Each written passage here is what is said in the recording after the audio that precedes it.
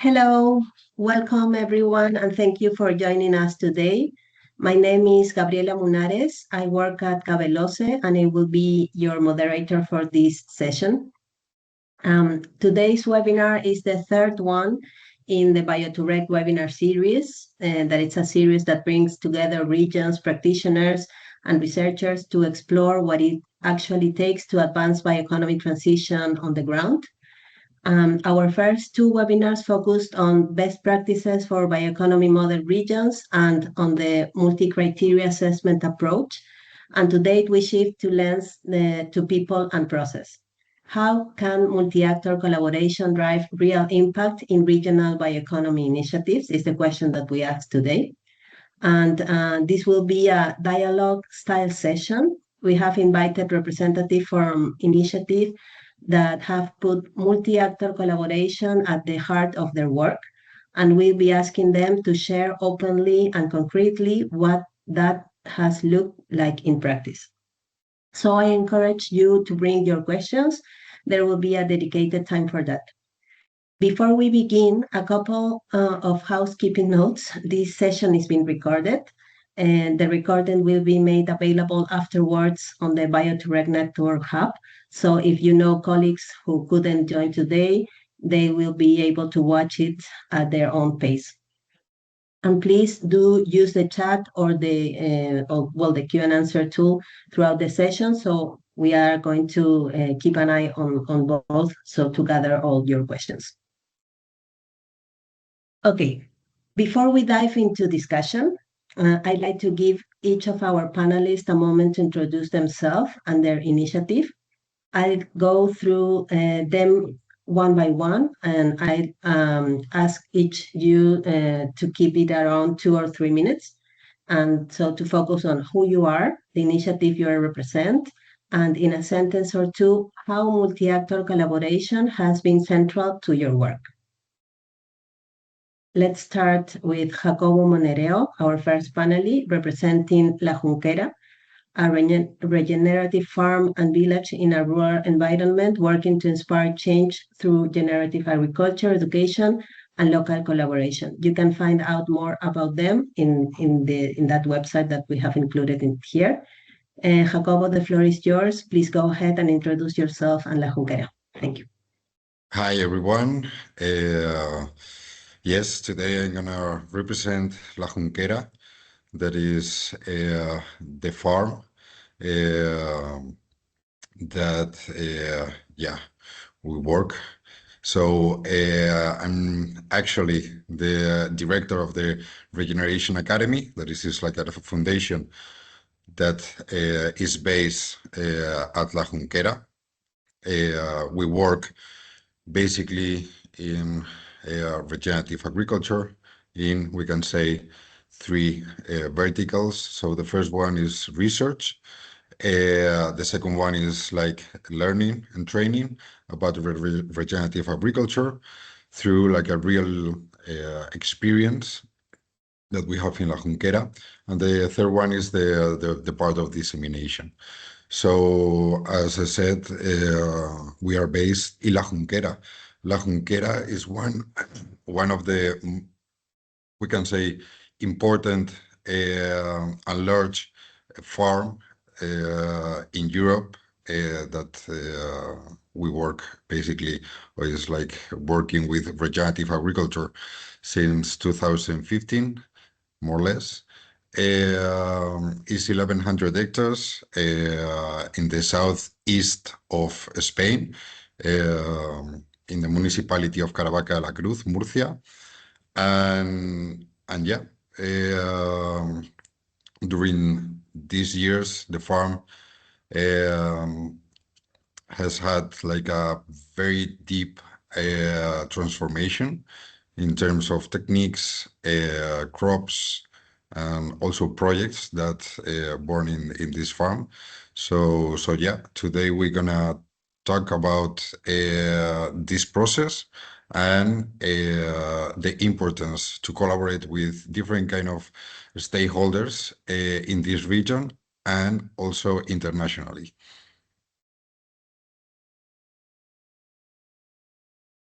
Thank you, Jacobo.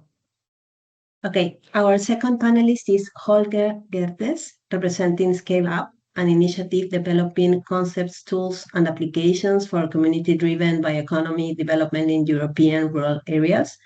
You can find more information there on scaleupbioeconomy.eu.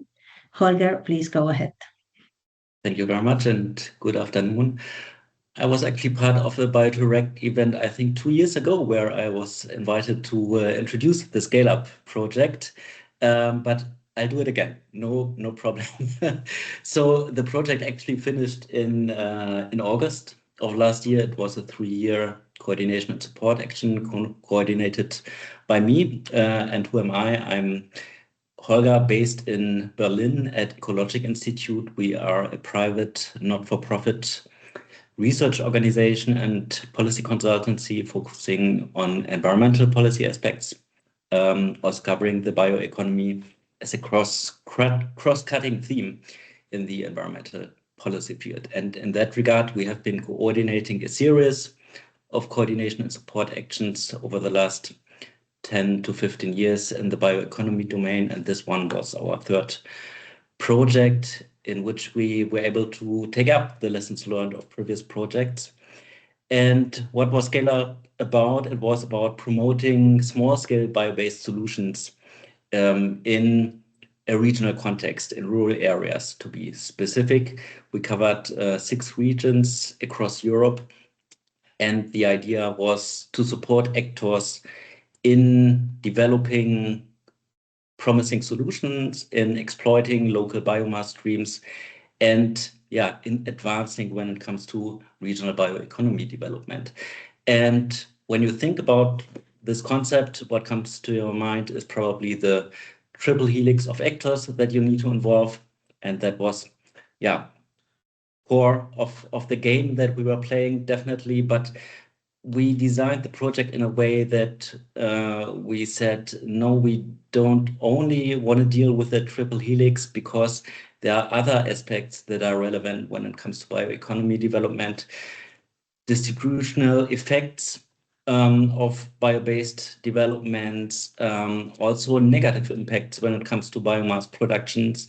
These aspects were something where we felt they need to be considered, and we therefore chose a community-driven lens on that bioeconomy development aspect. And that came with requirements with regard to stakeholder involvement with the groups that we needed to talk to.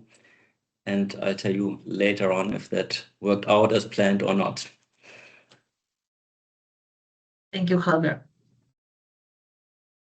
Our third panelist is Pablo Mendez, representing Gov4All, an initiative exploring governance and business models for living labs, specifically rural regeneration hubs, tackling soil health challenges in the Mediterranean region. Pablo, over to you. Thank you. Thank you very much. My name is Pablo Mendez. I work at the Polytechnic University of Valencia. I'm involved and representing today in this project. As you can see the title there. The focus is on regenerative soil management and rural innovation in Mediterranean regions. And the main policy instrument that we are supporting is the EU's mission, a soil deal for Europe. Governance for all tackles the systemic degradation of soils in rural landscapes, with a specific focus on the Mediterranean, in those areas that you see in the slide. Recent evidence has arisen and establishes that around 60 to 70% of EU soils are currently degraded due to unsustainable management practices. And key barriers to improve that are fragmented governance and lack of coordination mechanisms, difficulty aligning economic viability for farmers with environmental goals, limited adoption of new, more sustainable practices, including regenerative practices, due to risks involved to costs for farmers to changing practices, and knowledge. Knowledge is always a common gap across all innovation processes, mainly linked to agricultural management. And also, one of the barriers that we identified is a weak integration between the local communities in the innovation system and the policy framework. So kind of what are the barriers across the multi-level governance system. The project goals is to establish 5 living labs and agro-innovation hubs within the living labs. The hubs are conceived as a material part of the living lab, where stakeholders from the quadruple helix meet and try to find solutions together for this and sustainable management of the rural areas. And 2 key elements of the project are that we are developing with them, co-creating with them, governance and business model. The business model is more linked to the hub, and the government model is linked to a broader scale represented by the living lab. The participatory approach has been very important. As I said, we are focusing on the governance across the landscape to align interests and motivation of the actors. And the main focus and the main participatory process is based on, depending on the focus, on co-design or co-creating and experimenting together with the actors on different options for governance and business models. Just the goal is to ensure that solutions are locally adapted and scalable, and that the living labs can be sustainable over time. Thank you very much. Thank you, Pablo. Finally, I'd like to introduce Aran Blanco, my colleague at Cabelose. Aran is our representative in the region of Murcia with expertise in public participation process within projects. Aran, would you like to say a few words? Hello. Thank you everybody for taking the time to be here. Indeed, I have not prepared a specific slide for my projects because, as Gabi has said, I have been working on the part of public engagement and stakeholder engagement in several projects that we are being developing in Cabelose. Starting from agro to circular, bees. Now I'm working at in power, which is also related to circular bioeconomy. But I will speak about the common features that are in all of these projects, like, for instance, the complexity or how it involves different governance levels, which are sometimes a barrier to tackle all these governance levels and similar issues during my questions. From myself, I have to say I am environmental scientist with a PhD in soil science, but in the last years I have been more going or interested in the social aspects of environmental science, which are normally not addressed in the degree, but I think they should be, this kind of issues should be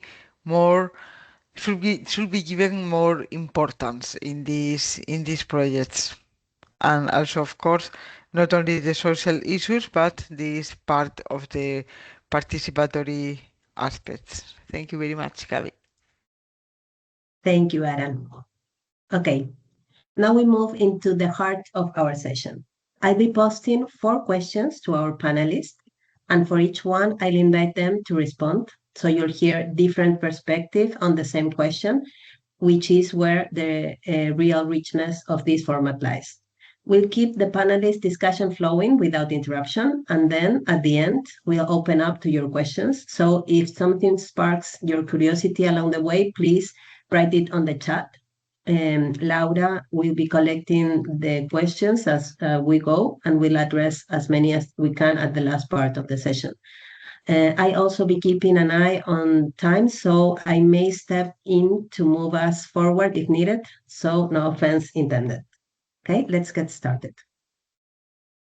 Okay, this is our first question. What was the initial challenge or opportunity that made multi-actor collaboration essential for your project or initiative? Who were the key stakeholders you identified from the beginning? Jacobo, would you like to start with this one? Yes. So I'm going to start from the beginning because, as I said, we started with regenerative agriculture in 2015, but inside, we can say, in our farm. Okay, so at the beginning, it was kind of easy because the decision was taken here inside of La Junquera, and it was okay and easy, we can say. But the big challenge start almost 3 years ago when we decide to expand, to scale the regenerative agriculture in the area that we work, basically. So we opened like a new challenge that it was like try to regenerate 33,000 hectares in the top of this watershed that because here in the farm we have like a spring that this is the spring of the Kipa River. So we decide to restore and regenerate the first part of the river that it was like super degraded, and also the context that we have here in this area, southeast of Spain, and more focus on this area that this is the north of Murcia. The context in the last 20 years is quite difficult in terms of we can say the way that the farming that we have here around is more and more intensive. So all the intensive, for example, companies that works mainly with lettuce, broccoli, and this type of crops move to this part. And yeah, basically extract a lot of resources, and that, for example, water, that is one of the biggest issues that we have, and obviously the soil. Basically, in the last years, the fertility, the structure, the microbiology, and also that this is one of the most important things, the erosion increase a lot. So, so yeah, we try and we had this type of challenge that we have to tackle, and yeah, it's quite a big area. So inside of these 33,000 hectares, we have a lot of type of stakeholders. And so we start defining what is the most important ones in a kind of systemic map with all the relationship between these stakeholders, and choose the most important ones that has like a, we can say like a voice, okay, and action. So so yeah, we start like moving this process, and yeah, the most interested ones, stakeholders, obviously farmers, ranchers, and public administrations were the main ones. But during this process, we discover others stakeholders around the, we can say like the farming system that are not direct connected, but in the reality was like very, very, very important, related with associations. We have also like neighbors, we can say groups or associations. We have also the part of the research that, for example, we work with the CEBAS CSIC here. So we discovered that these groups also has like a voice, and basically was very important to us to start like moving this type of process.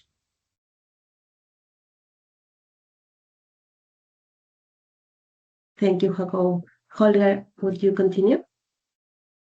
Yeah, so in Scale Up, as I said before, the main idea was to promote innovative, small-scale bio-based solutions. So it was about new products or services building on local biomass resources.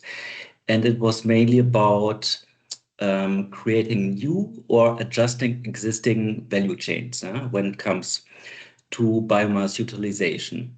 And so the core component of the project, I would say, was bringing actors together who have not been talking with each other before, because it was about new value chains, and that requires actors from along the value chain to come together, not knowing yet if they would really match in terms of interest, also in capacities. That was the core idea of the project. Then, as I mentioned before, when we were dealing with bioeconomy potentials and opportunities, we also said that we need to have a look at the other side, at potential negative effects of bio-based developments in a regional context. And we related that mainly to biomass production, large-scale biomass production, and potential negative effects on local communities, also on the natural ecosystems. And what we did, for instance, was to design a sustainability screening where we looked at water, soil, and biodiversity resources in our focal regions, assessed their status, and from that derived recommendations on what kind of bio-based innovations should be promoted, on a governance level within the regions. For instance, if we saw soils deteriorating, then you need to take it into account when you design a roadmap for your regional bioeconomy. So that was mainly targeting the governance level, local policymakers, not so much the businesses. But those were the two sides that we were dealing with. And when you start to engage in these kind of discussions, you want to also engage with the ones that are potentially negatively affected. So people who live in the region, the local communities, civil society representatives. And so we were conducting at the very beginning of the project a stakeholder mapping exercise that particularly tried to cover also actors or groups or groups of actors who don't have a voice or a loud voice, so who are normally overlooked when it comes to discussing innovation potentials, and that in the context of bioeconomy development. So that was going beyond the triple helix and trying to identify those groups and people who often did not know what the bioeconomy was, that they could be affected by bioeconomy developments, and then to finally also engage them in the discourse on regional bioeconomy development. And that included all kinds of actors. I can't name specific ones. It's really a broad range of people whom we often had to convince that they have a role to play in the discussions because they simply didn't know about the developments and what they could mean for them. Thank you, Holger. Pablo, to continue. Yes, thank you. in governance for all, the main challenge, which you have to take into account that the living labs or the areas where we were aiming to build a living lab didn't have at the beginning, most of them, except for one, which is Albelal, the Altiplano Granadino, which I think Jacobo knows also. Is except for that, the other 4 regions didn't have some organization where we could focus on developing the governance model.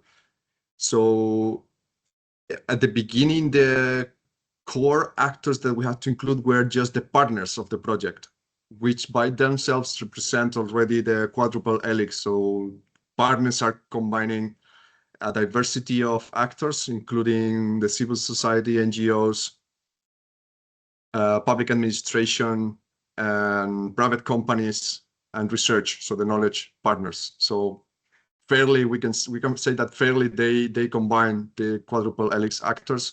So they, in all cases, they were representative of these 4 types of actors. This is on the just for clarification, because we are now in a second phase in which we have to involve broader stakeholders based on the governance model that the core group has developed. And now we have to further co-create the governance model to include more actors. So the co-creation process continue.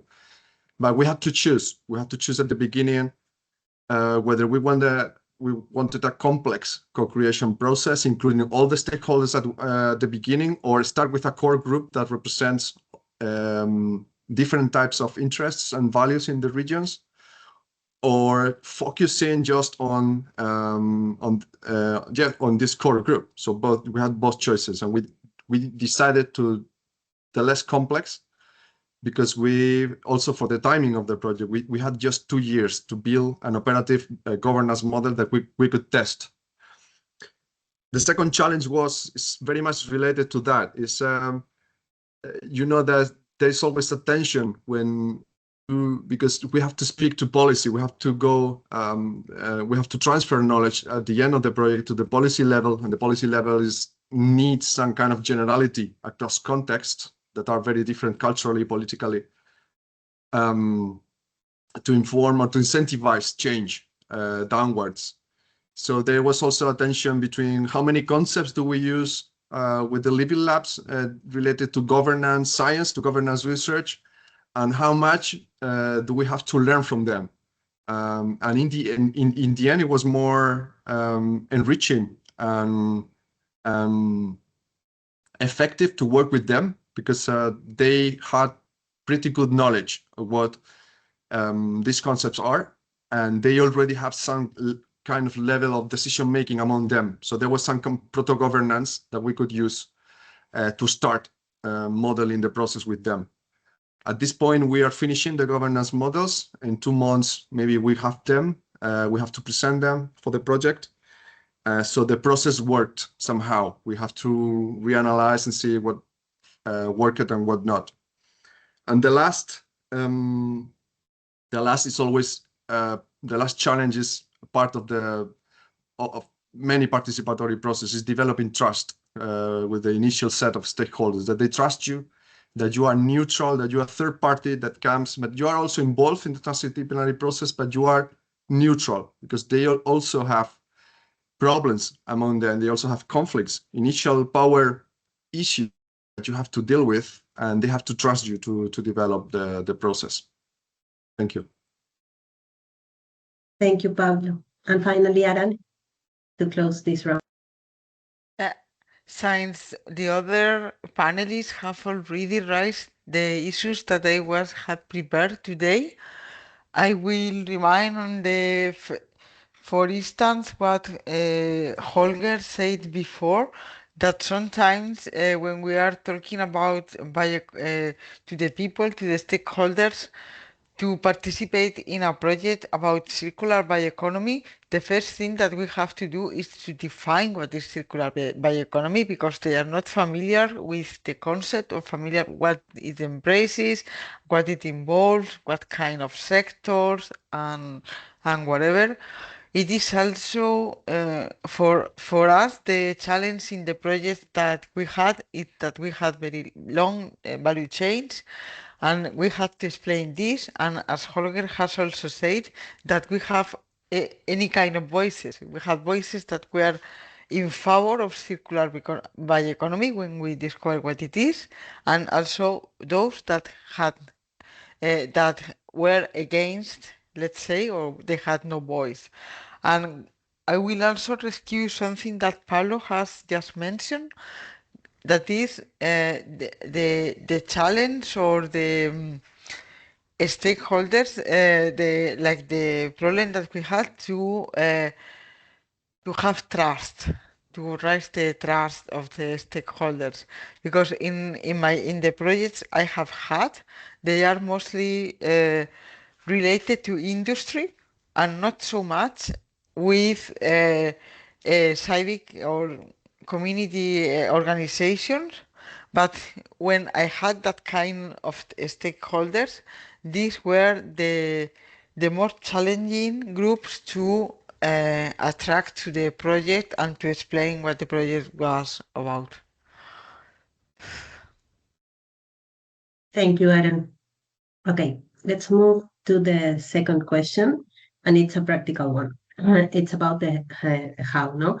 What specific strategies or mechanisms have you used to bring together and engage different stakeholders, whether public authorities, business, researchers, or civil societies? We'd love to hear concrete examples. We have heard, for instance, Holger has said how difficult is to raise voices that are not seen, no, that are invisible. And I can imagine that each one of you have a specific example of how do you manage to contact, to bring together all these different stakeholders that you have mentioned on each one of your initiatives. Holger, would you start this round?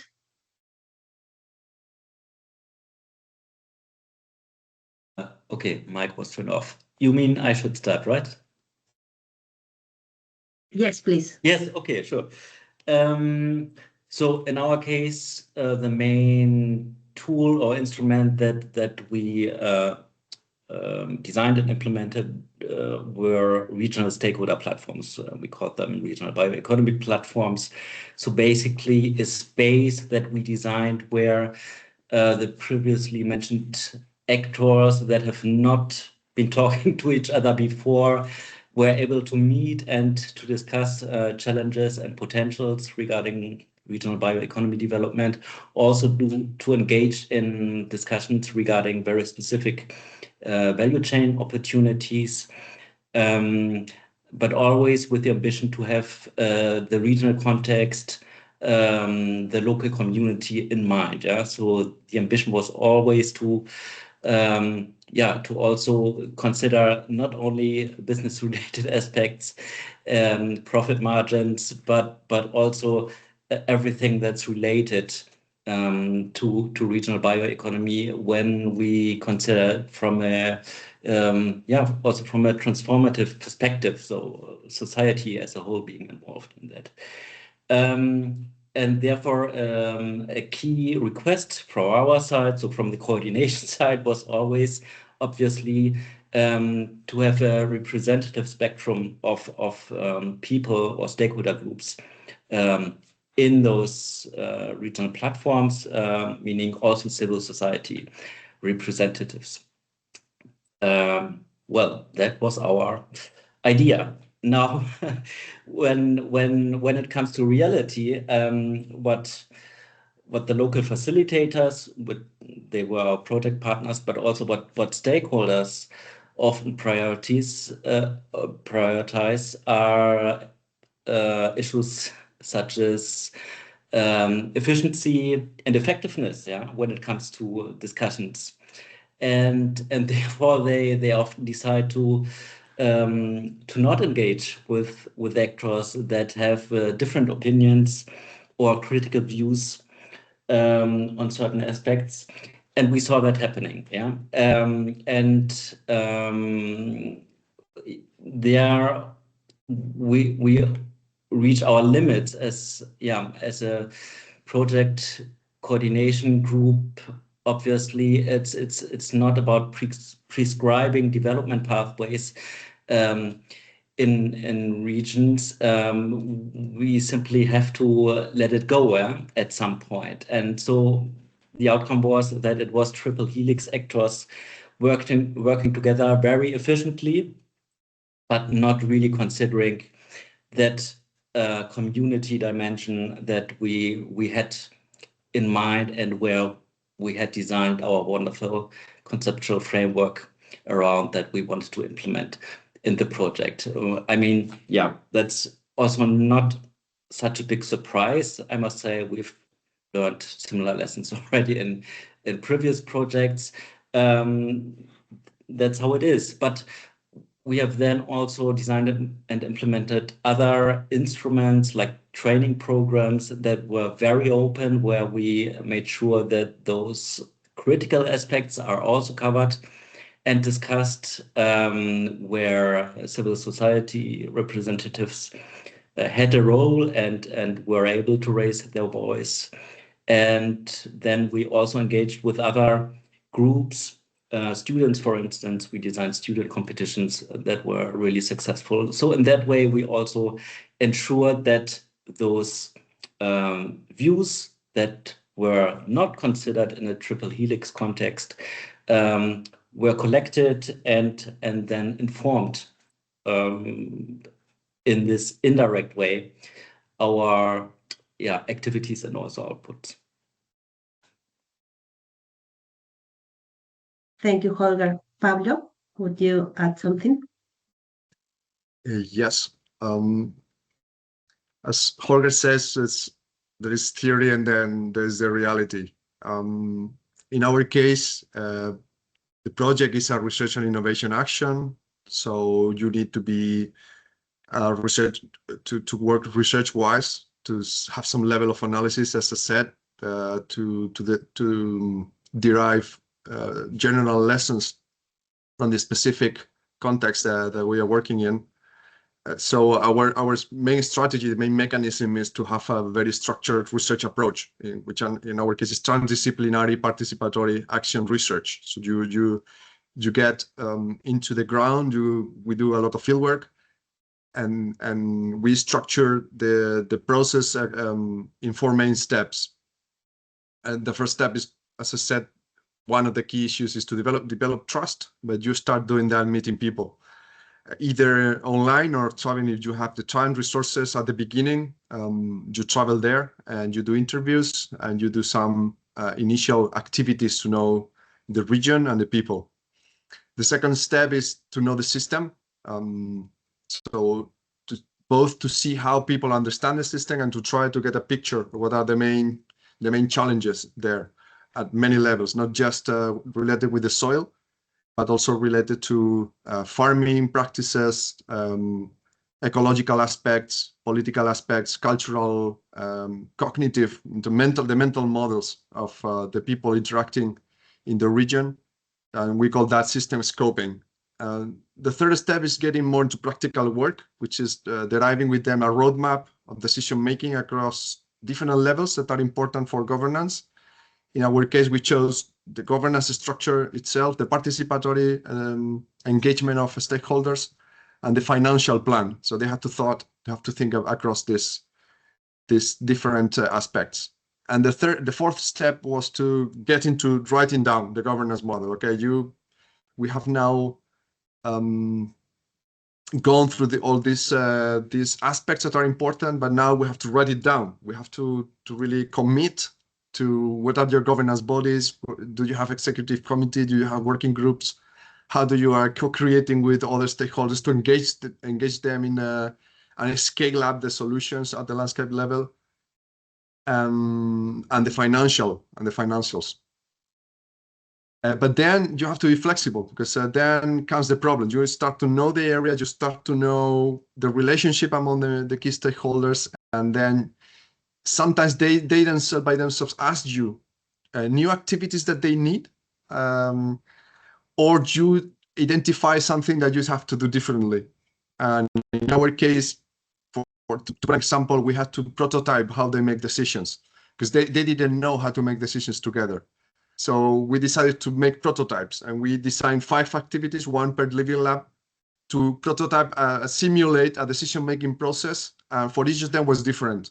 To put two examples, one of them wanted to focus on how do we bid for European projects together. And another one was to how do we decide who to include and who to exclude. And we had to prototype this decision-making process.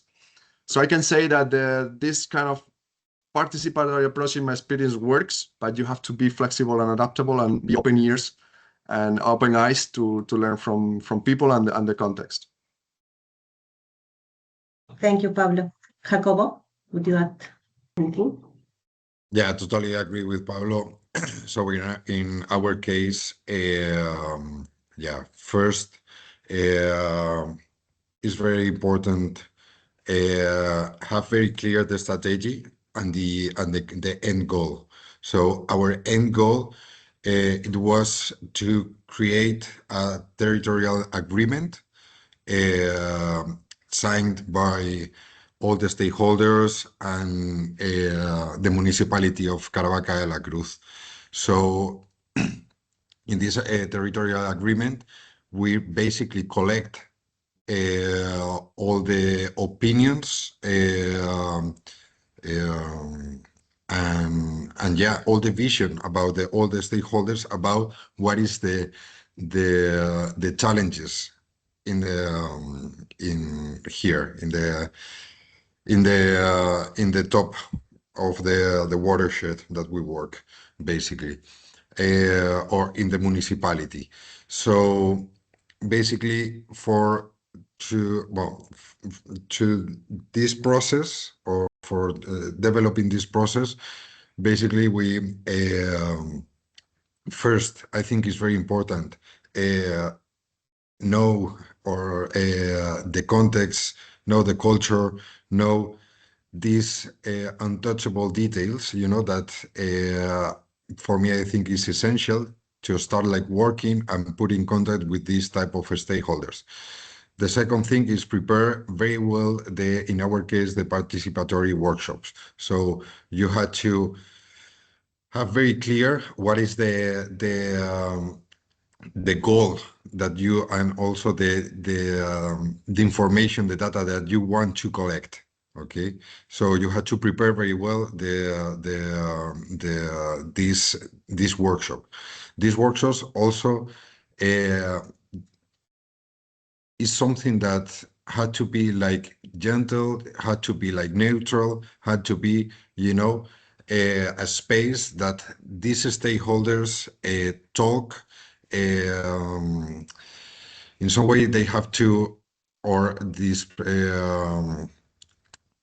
yeah, the people that participate had to have, you know, a comfortable zone, we can say. You had to create this safe zone that this participant can explain, can give their opinion in a free way, and also they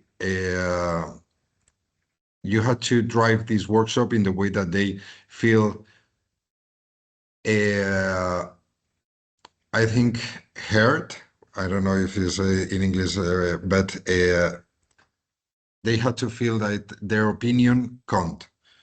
So that is very, very important to create, you know, like a good space to work with them. The second phase was okay. Have like a method to extract this information and see what means this information for each kind of stakeholder. So collecting all this information in our strategy, we organize like a final event or final participatory workshop, not only with, for example, farmers, not only with public administration, not only, you know, these stakeholders for separate. Basically, we organize the a finished one with all the stakeholders together, okay, and see what happened if we put together all these stakeholders in one session. And in this last one session, we discuss about what is the main challenges or goals that we want to reach in the future for the municipality. So it was the strategy that we use to rise this territorial agreement for the Kipar Valley. So it was like a big success, and it was very interesting because it was the first time that someone asks them about this type of problematics in the territory. So for us, it was super useful to understand what happened, and if we want to work in the territory, if we want to restore the land, if we want to restore the land in all the aspect, not only soil, be it biodiversity, the use of the water, etc. I think is very interesting that all the stakeholder has in their mind the same problems that we see, you know. So so yeah, I think ask and do this type of workshop with like this neutral, you know, and don't give your opinion. So you have to let them, talk together, explain them, put their opinions, etc. I think it's very important. And after that, I think put all together and say like, okay, you're part of, of this movement, of the solution. I think is one of the things that when you talk and you work with the stakeholders, it's very important to transmit that. Thank you, Jacobo. Adam, to close this round.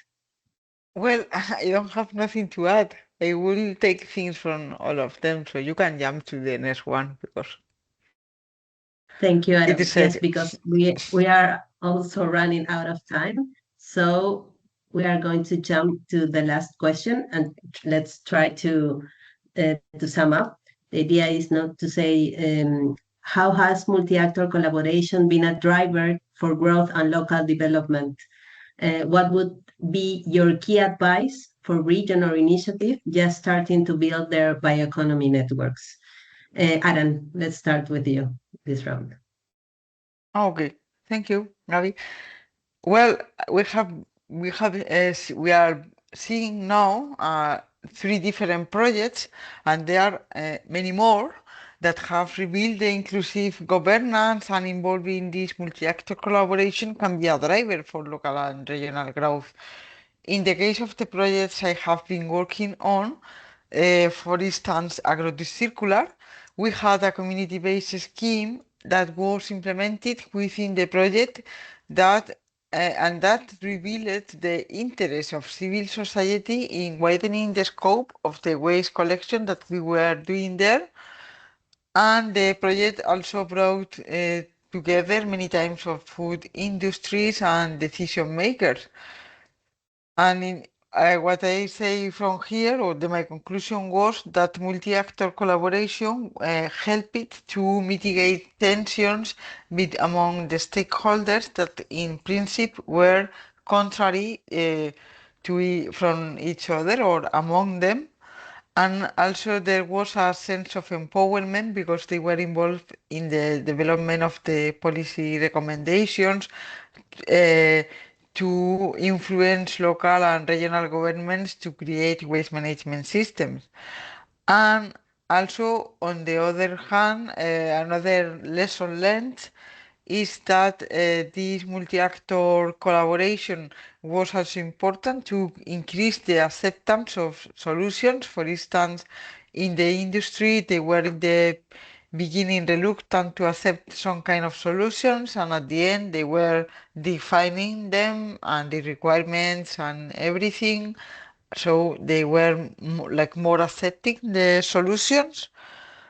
And as it was to end up, as it is mentioned by Jacobo before, it is very important to have a constant communication of the objectives of the collaboration, for what we are collecting the information, what is the goal of the collaboration, to share the results, the benefits, and the burdens with them. That's all. Thank you, Adam.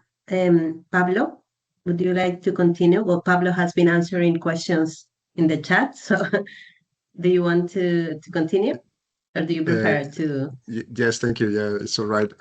As for specifically for the bioeconomy, I don't have a specific advice, because mainly because we are in the mid of the project, so we cannot see growth and development yet. I can provide one specific issue that we have in one of the living labs, where the bioeconomy concept is being promoted at the landscape level, but at some point there was some kind of a division of opinions on what that does it mean to build a bioeconomy in the region when you don't have still the ideas and you haven't identified the resources or the elements over which you can develop a bioeconomy by itself. So one or two key stakeholders didn't see this bioeconomy discourse of interest, because they were focusing just on the micro level, on their immediate problems. I think bioeconomy is something that you have to think long term. So my advice is to have this into account, that some of the actors, if they don't see the value of having a bioeconomy or a regenerative approach, you have to build that vision from the beginning, to explain well that it's not incompatible with short-term thinking, because some farmers are thinking about the next yield season, the next farming season, and their income. So they might not see value in some other industries or some of the entrepreneurial processes bringing economic value long-term into the region. But you have to engage them, because there is a generational problem. And this is the narrative that we are promoting. It's something like, okay, but what happens if there is an external shock, like climate, like the economy, that make your production, like in this case it's olive oil, unviable? So what would happen? You need something else. You need a more diversified economic model, and it's working. So my advice is to bring that vision from the beginning, very deep, but also taking into account the farmers are thinking short term now, because they have to earn a living and maintain livelihoods. Thank you, Pablo. Jacobo, you continue? Yeah, definitely. I think I'm agree with Pablo that we had to frame, all the actions in the long term, but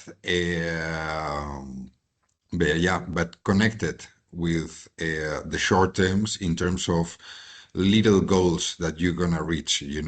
I think maintain these two visions, like the long term and the short term, to work with these stakeholders is very important.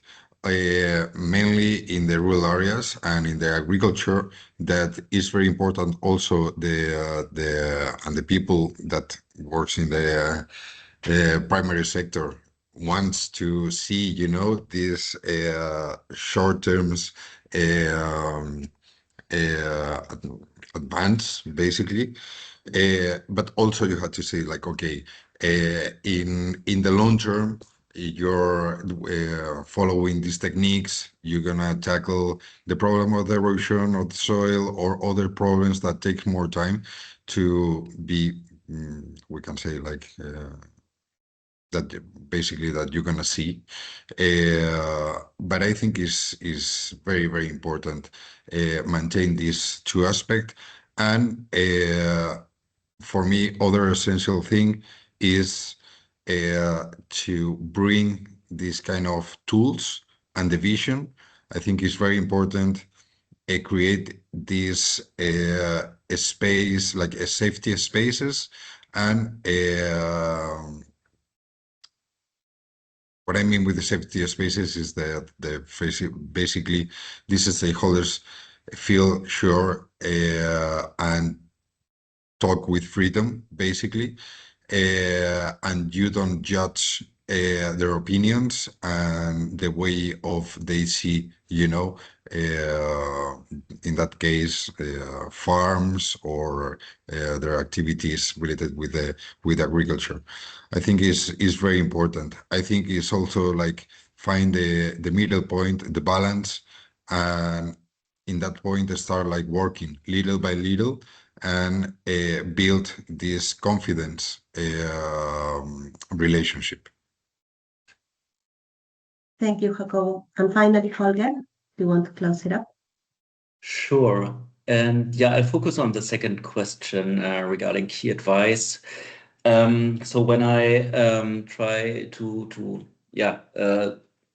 look at the regional platforms as a concept that we have established, establishing them is a big step already, but keeping them alive is an even bigger step, obviously. So the question is how to make them relevant and how to ensure that they will still be there. Well, if the project ends in the context of a Horizon project, obviously, but even outside of the work that we are doing, how do we make sure that these platforms will remain? And that requires commitments. It's the policy side.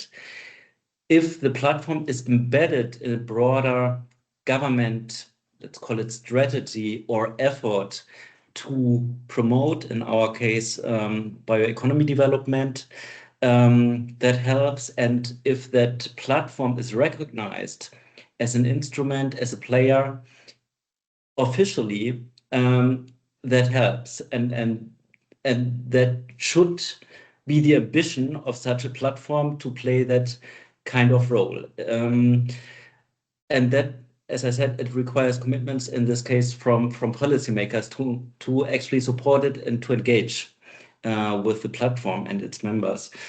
On the other side, businesses and academia, hopefully also civil society representatives who are members of the platform, also need to be committed. And what does it mean? They need to engage in discussions, but also financially. A mechanism like membership fees or something helps to make it a formal construct where people really join discussions with the goal to achieve something together and jointly. And developing a code of conduct helps. We've seen that where, coming from the government side, certain targets are being defined, also regarding biomass utilization and the impacts it may have on local ecosystems, where all the other actors sign up that they would try to be in line with those broad guidelines and targets. Those kind of things help to make it a formal construct, and we've seen examples where they are in place for many years and are very effective in what they do. Thank you so much, Holger, and all the panelists to have answered all the questions. And well, we have run out of time, but now we're supposed to have this question and answers round. However, the chat has been live during the whole session, and Pablo has been kindly enough to be keeping on the answers. So I think we have covered that up. Only to have this like closing remarks. Once again, I would like to thank you all, our panelists, Holger, Jacobo, Pablo, and Aran, for sharing all your experience so openly and concretely. I think what comes through clearly today is that multi-actor collaboration is not a nice to have, it is the work itself. And I also think it's important to notice from all your experiences that it's difficult. It's a difficult work, and you need to be flexible. you need to not be discouraged on the process, because it's like a fail and learn. You need to keep it up, trying how to connect with all these different stakeholders, try different formulas and see what fits. But it's important, and we have seen from your experience that it's a very reachable way. So thank you also to everyone who joined us today and contributed with your questions and reflections. A reminder that this session has been recorded and will be available on the Bio2REG Network Hub, so feel free to share it with your colleagues who might find it useful. And before we go, a quick head up about what's coming next in our BIO2REG webinar series. Our fourth webinar will be hosted by our colleagues at BIO East Hub, Czech Republic, on the 27 April 2026 from 11 to 12, 12:30. Focused on forestry and forest-based industry. We'll share all the details as soon as they are available through the BIO2REG network channel, so stay tuned. And finally, if you'd like to stay connected with Bio2REG, you can find us at biotureg.eu. Sign up for our newsletter and follow us at LinkedIn, X, Blue Sky, and all the details are on screen now. So thank you so much and have a nice afternoon. Thanks. Thank you, everyone. Thanks. Thank you.